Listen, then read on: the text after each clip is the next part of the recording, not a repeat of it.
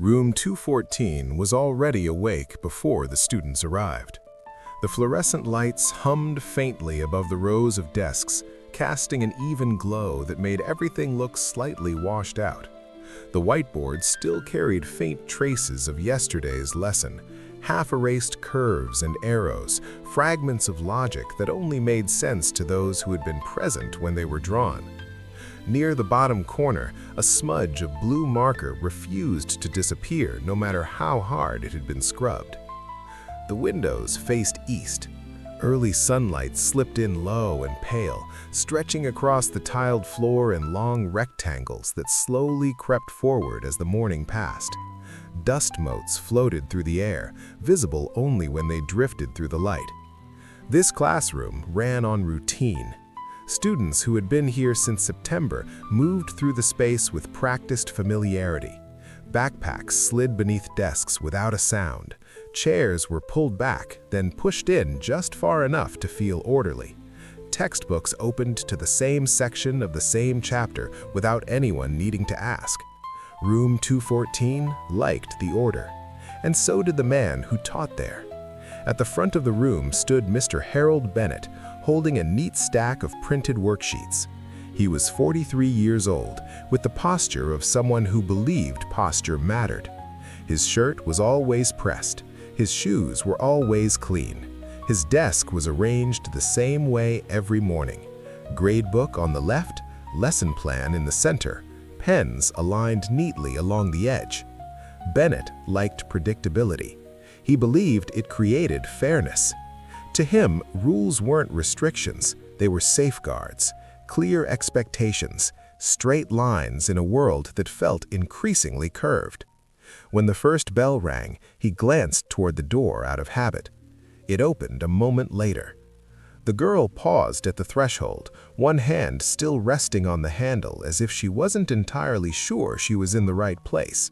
She scanned the room quickly, rows of desks, faces already settling in, then stepped inside. "I was told this is economics," she said softly. Bennett checked the clock. "It is. You're late." "I know. I'm sorry." She held out a folded schedule like proof, the paper creased from being opened and closed too many times already. He nodded toward an open seat near the middle of the room. "Take that desk. We're starting." She moved quickly, careful not to draw attention to herself, and sat down. The desk creaked slightly under her weight. The sound seemed louder than it was. She flinched, then stilled, shoulders tightening for just a moment. No one stared for long. New students always arrived with explanations attached. Transfers, schedule changes, family moves. Most of them faded into the background within a week. Students learned not to ask questions. Teachers learned not to linger. Bennett turned back to the board.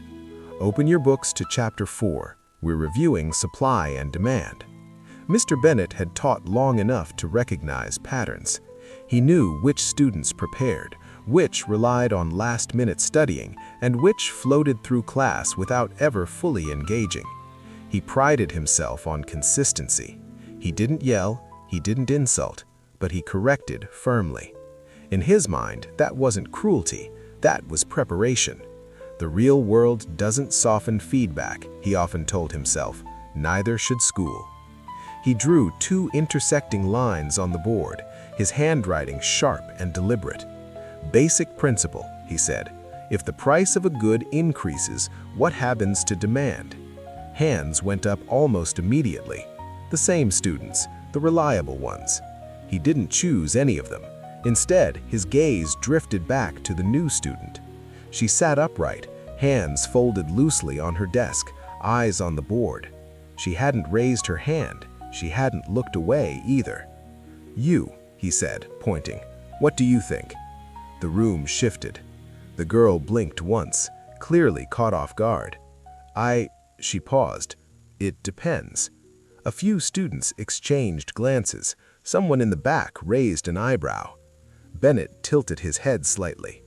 "Depends on what?" he asked. She took a breath, choosing her words carefully. "On why the price increased. If it's sudden or if people expect it to keep rising, demand doesn't always drop right away. Sometimes people rush to buy before it goes higher. Bennett's lips pressed into a thin line. That's not the principle. Price up, demand down. That's the rule. I know, she replied quickly. I just meant that in real situations.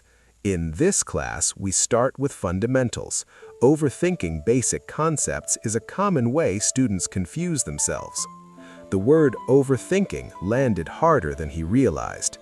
The girl flushed slightly, but didn't look down.